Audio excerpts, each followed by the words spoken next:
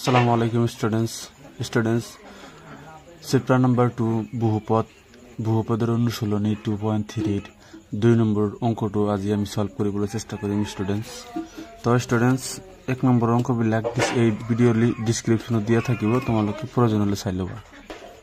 তো students 2 number কি দিয়া আছে চাবা দ্বিতীয় বহুপদক প্ৰথম বহুপদৰে হৰণ কৰি প্ৰথম বহুপদ দ্বিতীয় বহুপদৰ এটা উৎপাদক হয়নে নহয় পৰীক্ষা কৰা তাৰ মানে এইটো t² - 3 এইটো ইয়াৰ উৎপাদক হয়নে নহয় আমি এইটো পৰীক্ষা কৰিম স্টুডেন্টস কেতিয়া মানে উৎপাদক হ'ব যেতিয়া এইটো ভাগ কৰি আমি ভাগ হেক কি পাম 0 পাম r of x যদি আমি 0 পাও বা ভাগ হেক যদি আমি 0 পাও তেনহলে আমি কব পাৰো এইখিনিৰ এইটো কি হয় উৎপাদক হ'ব পাৰে বা হয় তো স্টুডেন্টস 2 নম্বৰ 1 নম্বৰ এটো দিয়া আছে তেনহলে আমি ইয়াৰ পৰা কি লিখিব পাৰো স্টুডেন্টস এখানে আমি কি লিখিব g of x মানে ভাজক t² - 3 এখানে আমি কি লিখিব p of x মানে ভাজ্য equal to 2t to the power 4 plus 3t to the power 3 minus 2t² minus 90 minus 12 এটা আমি কি জানো ভাজ্য এটা আমি কি জানো ভাজক তাহলে আমি ভাজকের ভাজ্যক আমি হরণ করি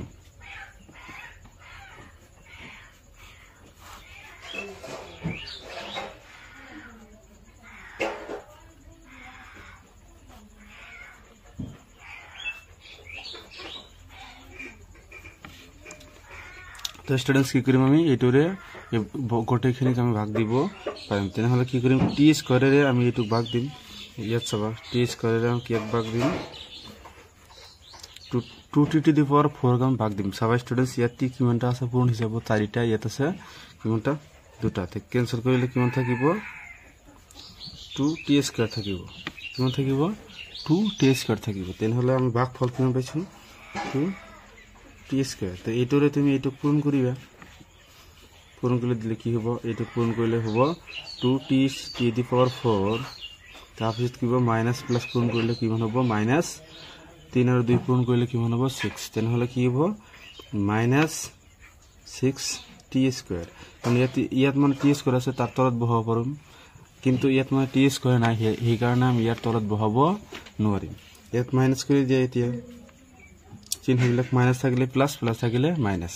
তো ইয়াত প্লাস আছে মাইনাস দিম ইয়াত মাইনাস আছে কি দিম প্লাস তো এটো ক্যান্সেল যাব তো কিমান থাকিব 3t to the power 3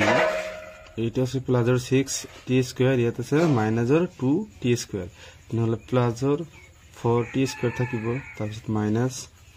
90 minus 12 তাৰপিছত তুমি t² ৰে এইটো ভাগ দিবা ইয়াত ভাগ দিয়া সব স্টুডেন্টস ইয়াত মানে পূৰ্ণ হিচাপে দুটা t আছে ইয়াত মানে তিনিটা আছে ক্যান্সেল কৰিলে কিমান থাকিব 3t থাকিব তে প্লাসৰ আমি কি পাম 3t তো পূৰণ কৰি দিয়া এইটো লগত এই দুটা পূৰণ কৰিবা 3t to the power 3 minus plus পূৰণ কৰিলে মাইনাস কিমান হ'ব 90 তো প্লাস থাকিলে মাইনাস মাইনাস থাকিলে প্লাস এইটো ক্যান্সেল যাব এইটো ক্যান্সেল যাব তেনহলে কি থাকিব t² minus 12 তো এর ভিতর কিমান বাজাবে স্টুডেন্ট ভাগ ইয়াত দিব পারা ভাগ t² ক্যান্সেল যাব কিমান থাকিব 4 কিমান ভাগ যাব কিমান 4 বার যাব তাহলে এই 4 এর এই দুটো পূরণ করি আর তলত বহিব তো দিয়া পূরণ মাইনাস তো মাইনাস আর প্লাস পূরণ করলে মাইনাস তো 3 আর 4 পূরণ করলে কি হবে 12 প্লাস থাকিলে মাইনাস প্লাস থাকিলে মাইনাস মাইনাস থাকিলে প্লাস এটো মাইনাসের 4t² cancel plus 12 minus 12 cancel করলে কিমান থাকিব 0 তো লিখি পারা এটাকে আমি ভাগ হেক যদি 0 পাইছি তেনহলে এই গোটেইখিনিৰ উৎপাদক আমি এইটোৰ উৎপাদক ইয়াক আমি কব পাৰিম এইটোৰ উৎপাদক আমি p of x ৰ উৎপাদক কাক কব পাৰিম g of x তেনহলে আমি লিখিব এটাকে 2t to the power 4 plus 3t to the power 3 minus t² minus 90 minus 12 উৎপাদক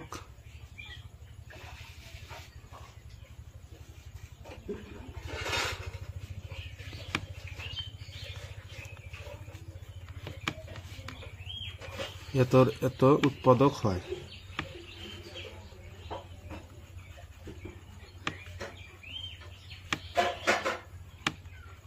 কি হয়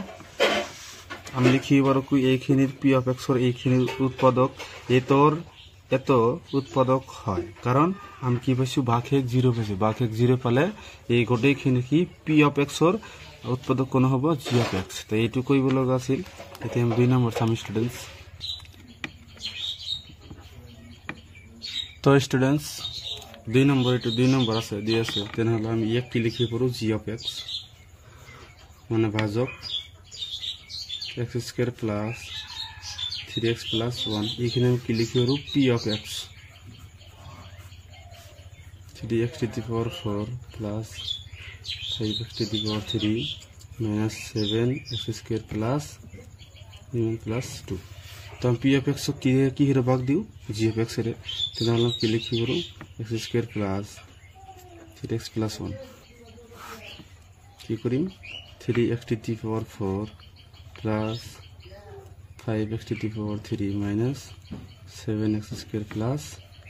2x plus 2। তো আমি x square একটু ভাগ দিয়া 3x to the power 4 divided by x square। তো ইয়াত কিমানটা এক্সপোনেন্ট হিসাবে আছে দুটা ইয়াত আছে চাৰিটা, তেন কাটাকাটি কৰিলে কিমান পাম আমি 3x স্কয়ার। তো ভাগ ফল আমি কিমান পাইছো 3x স্কয়ার, ভাগ যাব কিমান 3x স্কয়ার ভাগ যাব। তো এইটোৰে তুমি এই গোটেইখিনি পূৰণ কৰি ইয়াৰ তলত বহাই দিবা, কি হ'ব 3x to the power 4 তাৰ পিছত কি হ'ব 9x to the power প্লাসৰ 9x to the power 3 প্লাসৰ কি হ'ব 3x স্কয়ার। ইয়াত কি হ'ব প্লাস থাকিলে মাইনাস, প্লাস থাকিলে মাইনাস, প্লাস থাকিলে মাইনাস, এটো ক্যান্সেল যাব। ইয়াত আমি কি পাম মাইনাসৰ 4x to the power 3, কাৰণ ইয়াত আছে 9টা ইয়াত আছে 5টা, তেনে মাইনাস প্লাস কৰিলে কিমান পাম মাইনাসৰ 4x to the power 3। ইয়াত আছে কিমান 3x স্কয়াৰ আছে, ইয়াত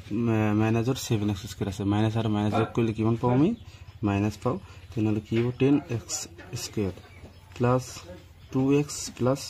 2। তো এতিয়া কি কৰিম আমি 4x to the power 3 কে আমি x স্কয়াৰেৰে হৰণ কৰিম।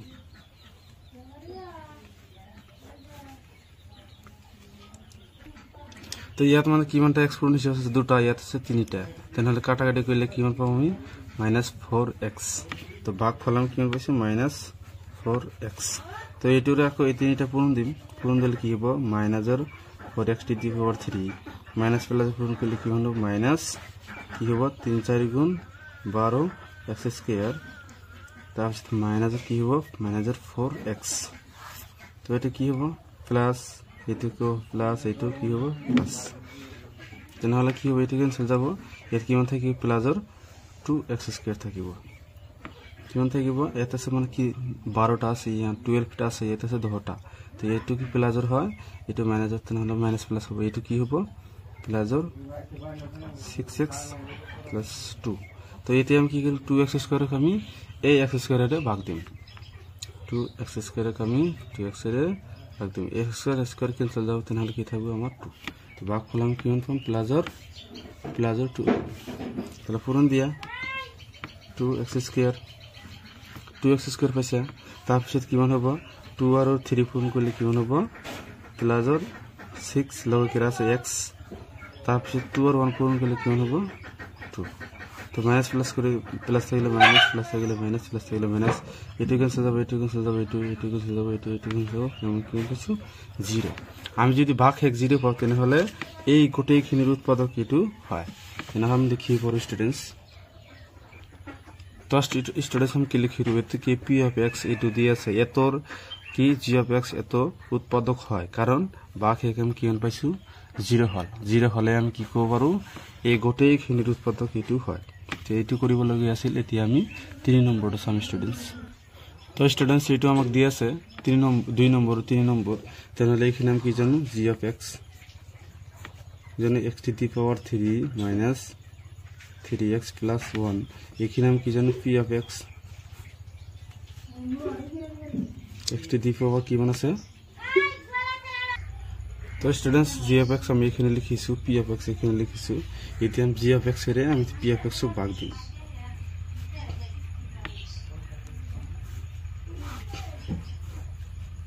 to the power 5 minus plus x square plus 3x plus 1 তো এই x to the power 3 কে আমি x to the power 5 এর ভাগ দিই তো কাটাকাটি করলে কি মান পাবো আমি x স্কয়ার তো এটা আমি x স্কয়ার লিখি তারপর পূরণ করলে কি মান হবে x to the power 5 minus আর প্লাস পূরণ করলে কি মান হবে minus 3x to the power 3 plus x square তো চিহ্নবিলাক পরিবর্তন হবে তো এটা ক্যান্সেল যাব এটা কি এত কি মান থাকবে minus x to the power 3 এটা ক্যান্সেল যাব তাহলে কি মান থাকিব প্লাস 3x প্লাস 1 তো এটার ভিতর রাখো ভাগ দিয়া x to the power 3 divide by x to the power 3 এটা ক্যান্সেল করলে কি মান থাকবে আমার মাইনাস 1 কি মান থাকবে এখানে ইয়াত মাইনাস 1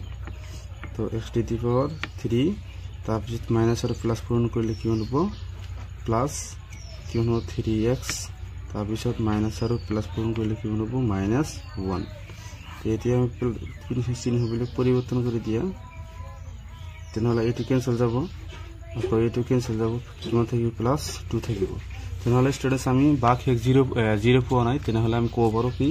এখানের এইটো উৎপাদক হ'ব নয় তাহলে লিখি দিয়া স্টুডেন্টস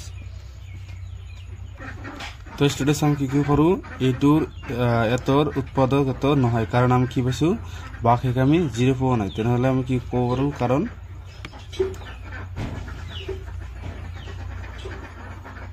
বাক কি পোৱা নাই 0 পোৱা নাই 0 পোৱা নাই এটো কৰিব লগা আছিল থ্যাংক ইউ স্টুডেন্টস